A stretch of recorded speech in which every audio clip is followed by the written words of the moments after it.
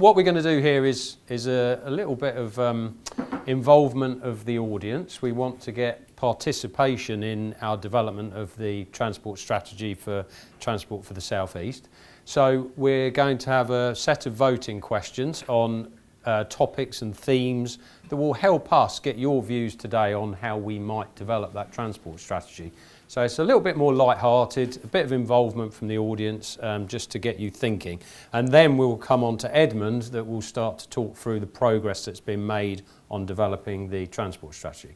So, sorry, I should introduce myself. So I'm Adrian Hames from WSP. I'm Head of Transport Planning in the UK for the business. And I'm also excited by transport planning, Mark, as well, just to clarify that. Okay, we will begin. So we've got a bit of an icebreaker question first. This one hopefully is quite a straightforward question. Maybe not. Maybe we've missed something off. Someone flew here, helicopter, I don't know. But, oh, yeah, autonomous vehicle, whatever, however you got here. There we go, good. I think that's probably what you'd expect from this locality, so that sort of proves you understand it, we know what's going on. Great. Okay, so that's question one done. So we're just going to test you out on a few of your views, so just take it as it's written. I'm not going to get into the, lots of detail about understanding the exact question, but this one's about TfSE understanding what their vision is and us getting your views on what you think, which aspect is most important. Hopefully you can all see the questions. If you can't, I'll read them out. We've got quite a strong response there for the first priority. So that's about integrating a transport system and productivity and competitiveness.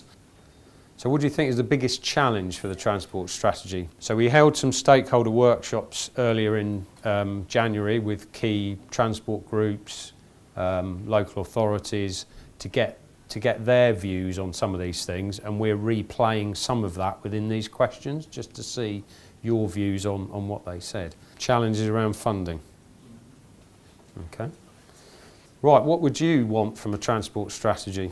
So again, I think Mark's going to talk a bit in the next session about what the transport strategy means for you. So just as a thought on that, what do you think would you want from a transport strategy? What should it focus on?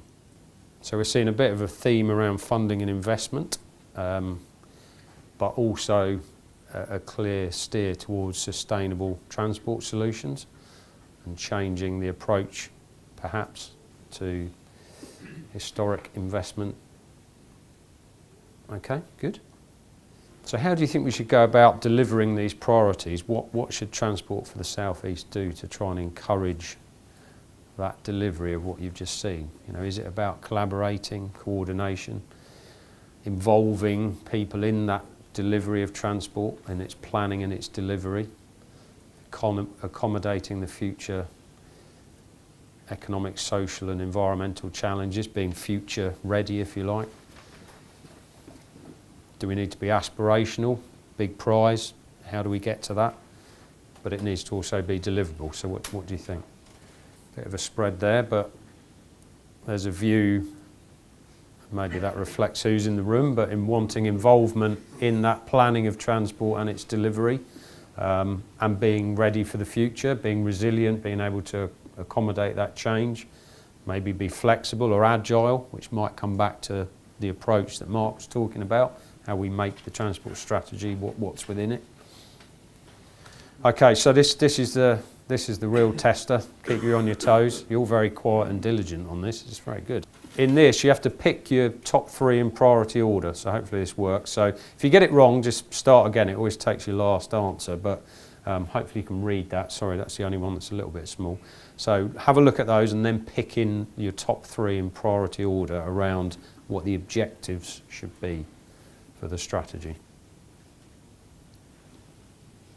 The one coming out on top is being prepared for and embracing future transport technology and mobility trends. You're all excellent transport planners. Good, well done. But there's a bit of a fair spread, but one's not done very well. Is that all right? Good. Continue to support and maintain the current traditional car-based system. 0. Wow, excellent. Thank you. So just a little bit about the relationship to London. Maybe could have widened that, but clearly there is a relationship there. But what do you feel about how the transport strategy should be developed in the context of that? Okay, all very important. Okay. Right, so a little technology question here. So do we think we should be focusing more on accommodating changing technology? That's what this is about, rather than your typical current private car.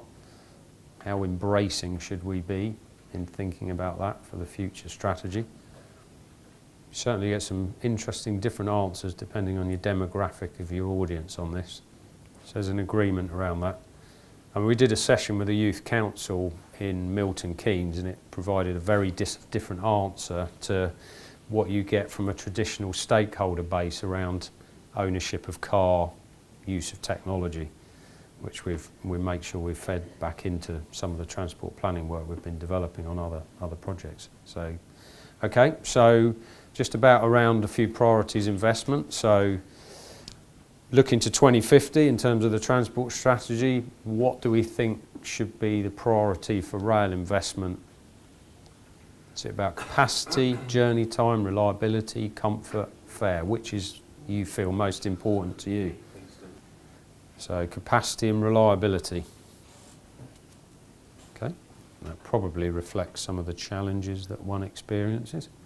Right, so thinking about that land use and transport relationship, and obviously there's challenges around your current communities and how they already operate versus what is delivered in the future and how you integrate the two.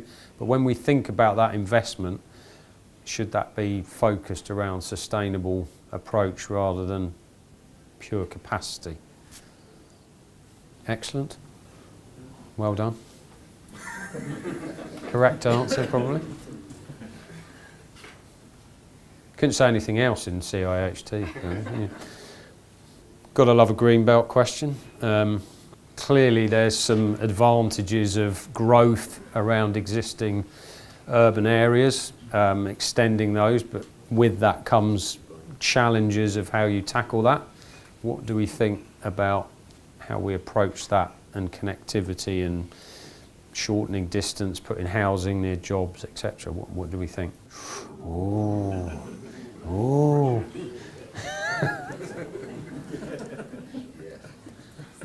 It is a tricky one. Quality of life, thinking about the countryside, etc. versus growth. So probably reflects that. It's probably a majority though, just for agreeing. Let's not get into that debate. Okay, so this is probably I think this is the last question, and I'll hand over to Edmund, if I got that wrong, sorry. So about capacity.